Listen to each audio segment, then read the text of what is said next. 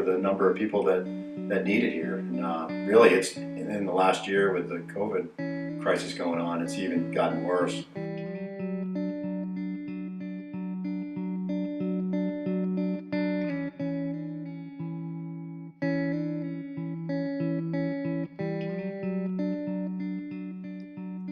It's surprising that there are so many homeless people in this area, and there's definitely a need to get them housing. It's a problem to do it with landlords like myself that can't afford to get all these properties up to code.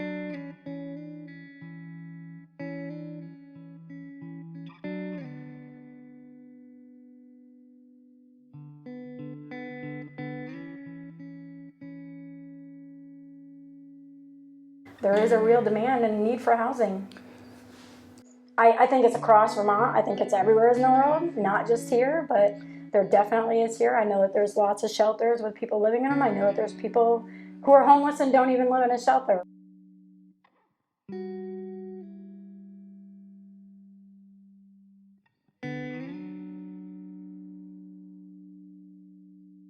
We have an issue with appropriate housing stock in Bennington and Bennington County. Anytime we have an apartment like this one, which was empty, that we can get back to use, that seems like a critical step, you know, to help homelessness, to help everything, to help the community's economy. It's never good to have empty places.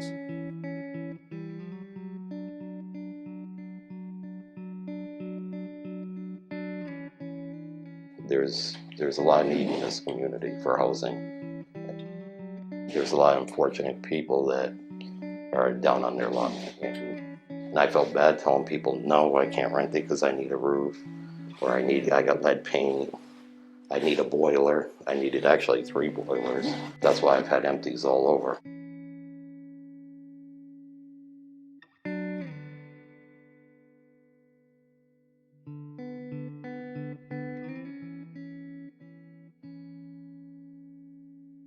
There's quite a few empty and abandoned buildings that, you know, I think a lot of people have good intention to buy and maybe fix up, but there's definitely things that come up when you buy these buildings to renovate and make into homes that you wouldn't expect.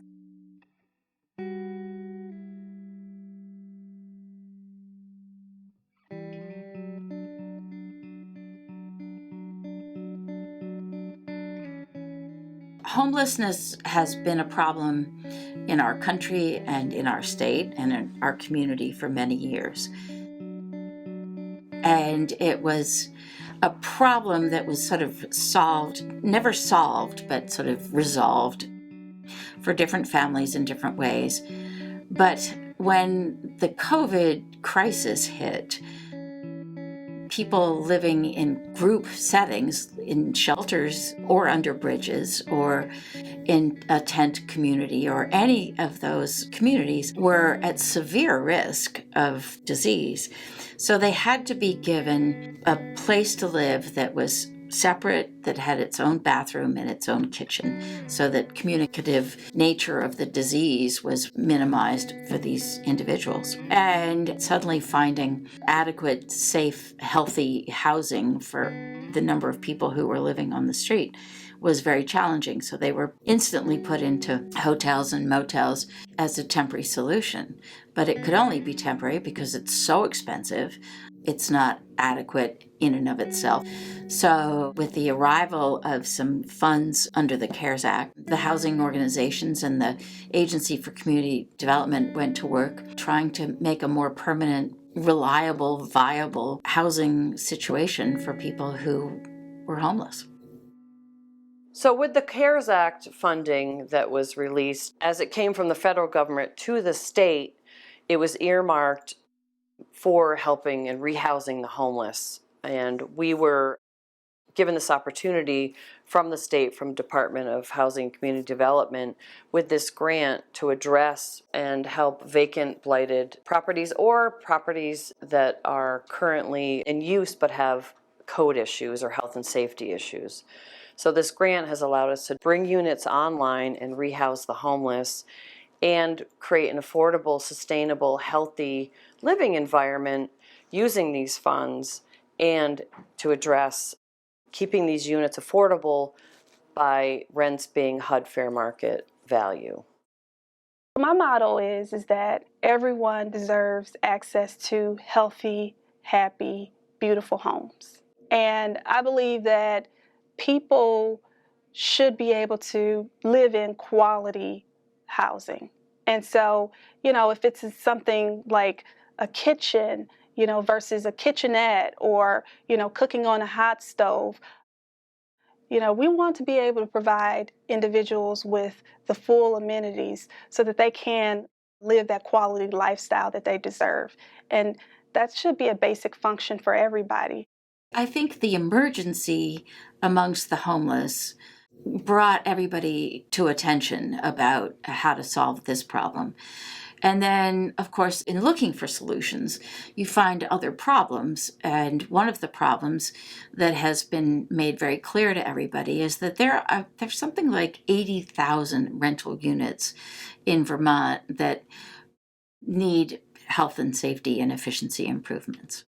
It definitely, that's the thing in Rutland, is there's all of these buildings, most of them, all especially in the lower income areas. All the buildings need work. Even the decent buildings and the better ones that I've purchased over the years still need a lot of work. And it's electrical systems, it's heating systems, it's ventilation and insulation, foundations caving in, egress windows, stairwells, everything in the property things haven't been brought to code over all the years, so all these things need to be done. Like he was talking about with renovating housing, you have someone that goes in there, they trash an apartment, and there's no incentive to do anything with it. They just kind of put lipstick on a pig and then move the next person in there, and it's not a great environment for someone to live in, When my wife and I moved here, our plan was to rent an apartment for a year and take our time to buy a place. And we were shocked at the condition of some apartments in town, that there wasn't a lot of quality places. You have rotted, unsafe porches and handrails, and then you have lead paint, brand new replacement windows I was able to afford, and vinyl siding is cheaper to do because it's quicker and faster, and it eliminates the lead paint, safer for families and children. We can talk about cosmetic things, we can talk about superficial things, but there are deeper issues if you pull back the layers, right? When it comes to plumbing and heating, for example, those are costly repairs. But again, we're talking about, these are basic needs. These are essential things, but they're costly. It's like, how do I afford $20,000, $30,000 for plumbing and heating? So this was a hand-fueled coal burner at one time in its life. It's the oldest furnace I've seen. It's the oldest one. The plumber said it's probably the oldest in the town, and he cleans all the boilers. And it's all asbestos. So, Yeah, all the pipe is asbestos. Too. And it's gonna be. I mean, this is an antique. Yeah, don't play with it because they make a dust cloud of asbestos. This is all asbestos above your head too.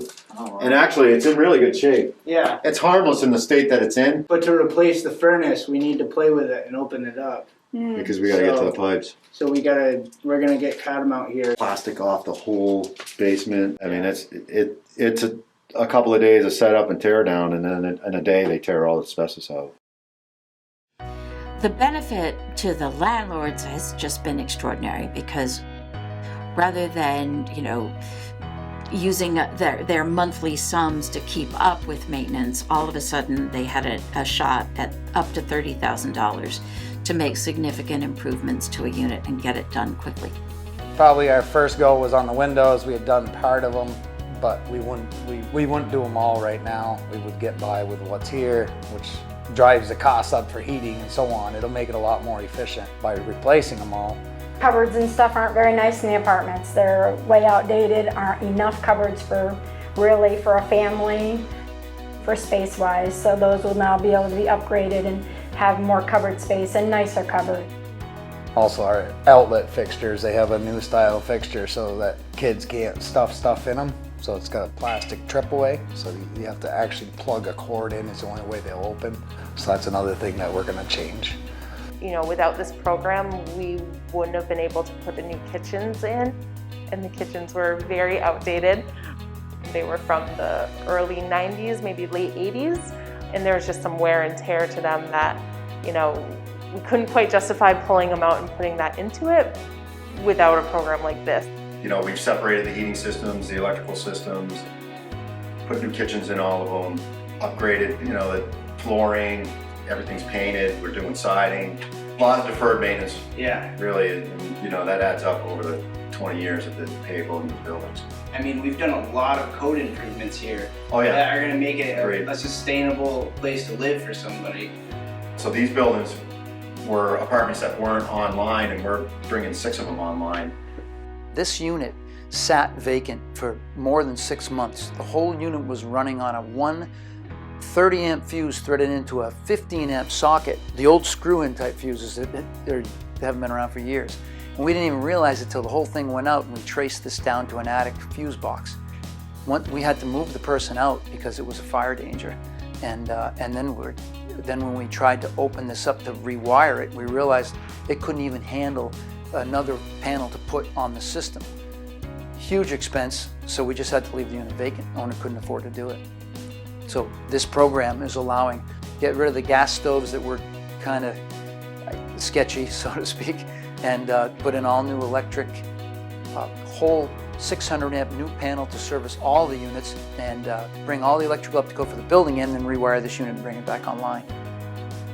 We were not going to enlarge the kitchen and bathroom. We had no plans to do that because I was doing the work entirely myself, and we were on a very tight budget even before the pandemic hit. And even though we knew the bathroom and kitchen were way too small to be ideal, we were going to work with it. The bathroom actually originally ended right here, which is absolutely tiny, and it was such a cramped bathroom. And there was a closet behind it that had access from another room. So we knocked out that closet to make this all bathroom space, going to make a much more functional, comfortable bathroom. I have actually other buildings that I could use some help with. I have more to the tune of 8 empty apartments that it was enabled me to do this much work, employ people that have been out of work. And you seen them at my job site the other day. Thanks, boss. Thanks, boss. They're so happy to be back to work with COVID, you know. So that's what it did for me. We're getting them done a lot quicker than what I could have. I could have struggled along the next 2-3 years doing the same amount of work I'm doing in several months.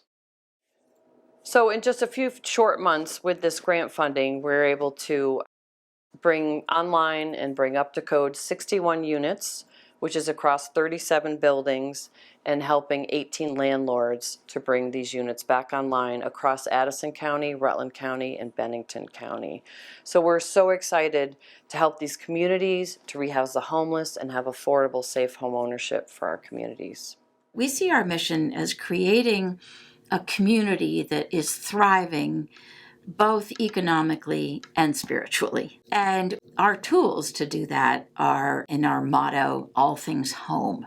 We have multiple programs and systems and ways that we help people find a home or keep a home. But we want them to be in a home that provides that security. So that is what we do. And we've added a number of other ways that we help people stay in their home. I do this work because when I was growing up, I didn't always have adequate housing. I sort of bounced around as a kid a lot. Some of the places that we lived in were not always in the best condition. And so for me, as an adult, I'm able to sort of take that and look at it and say, some kid out there is just like me, and they need access to adequate housing, and we have to do everything we can to do to help them. And it's my mission to ensure that I'm working with communities to be able to help in any way I can to give that little girl a home, a good home, a family, to make them happy, to find the best housing that they deserve, quality housing. And so it's important to me to do that. It's been proven so many times over that when people live in decent environments, including their apartments, the view out their window, their spiritual life, their home life, their productive lives are improved. It's just human nature. If you live with beauty, you respond and you are more productive. These are going to be great apartments. So for future tenants, this is going to be sustainable quality housing. So this is something that we hope that they can live here long term and get their life back on track. I think the environment really has a lot to do with how you wake up every morning and tackle your day. So if you're not living in a great location, then you might not have as much motivation to go find that job or assist maybe someone that you care about. If there's opportunities for people to get the money to actually renovate those apartments and create a nice sustainable place for someone to live, then I think that overall it's going to have a big impact on the community, because then we're going to have people in the community that are waking up every day and wanting to go out there and do the best that they can for that day. This grant is just the tip of the iceberg. It's a great start, and we're so excited and happy and grateful for it, but there is plenty of work to do. Infrastructure is outdated here in Vermont, and it's something that we really need to address. If you take a look at the landscape, we need more. There needs to be more funding. We want to be able to get people to have access to healthy living. And we're only just scratching at the surface right now on a few of them that we could do, and all these buildings could be brought up to code. And if other landlords could do the same thing, this building's going to start looking like another town, and that's what I think the city of Rutland really needs. This is good for tenants that need affordable, clean, quality housing. It's good for landlords like my wife and I that are trying to get places on the market but are having obstacles to get there. And it's good for the local economy when we have contractors doing the work. So this is just a complete win for everyone. For all Vermonters. Yeah. Quality, sustainable housing for all Vermonters. And this program, like, we work with a lot of different people that own housing in Bennington, and to bring them onto this project and for them to see what we're able to do, I mean, it kind of is mind-blowing to them, and there's a lot of interest in what we're doing with this program from all different types of people that we work with. Yeah. And, I think that there would definitely be a lot of people that would be interested in pursuing something like this. That building was shut down. All it was this side stairway needed a little bit of repair. Then there was a cracked sewer pipe in the basement that was spewing on the floor that would have been about $500 to fix it. Replacement windows, great shape. Lady couldn't afford to get any of the repairs done. It's gone to foreclosure. And she had no idea about a program like this. If she had, she could have easily got all that work done and had that building online. There's 5 vacant apartments there. I look at his building and then I look across the street and there's 2 more buildings that need work and need to be brought back online to be a great building again to give to the community in that neighborhood. How important is that? So I'm hoping, with this program, I find there's ripple effects, right? When you can fix up a house or 2 on the street, the neighbors tend to get involved and fix things up. So, I'm hoping that will come out of this, and I'm already hearing that from other landlords, like, oh, I'd love to be involved with this program. I think there's this younger community that is finding that it could be profitable for us to buy units. More programs like this would be super beneficial to other landlords and future tenants that, are only going to benefit from having a nice place to live. This is 3 inches of spray foam from the sill of the building right to the upstairs floor, right to the ground.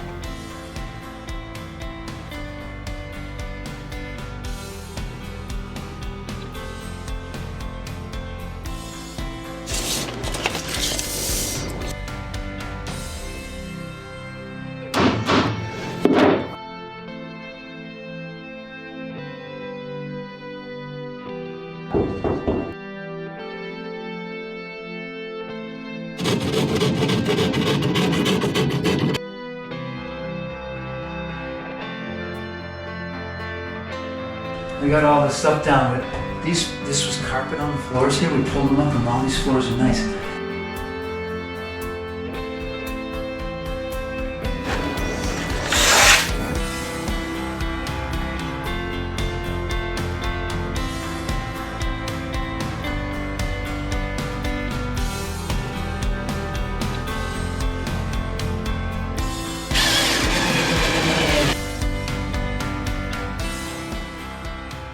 So the work has just begun.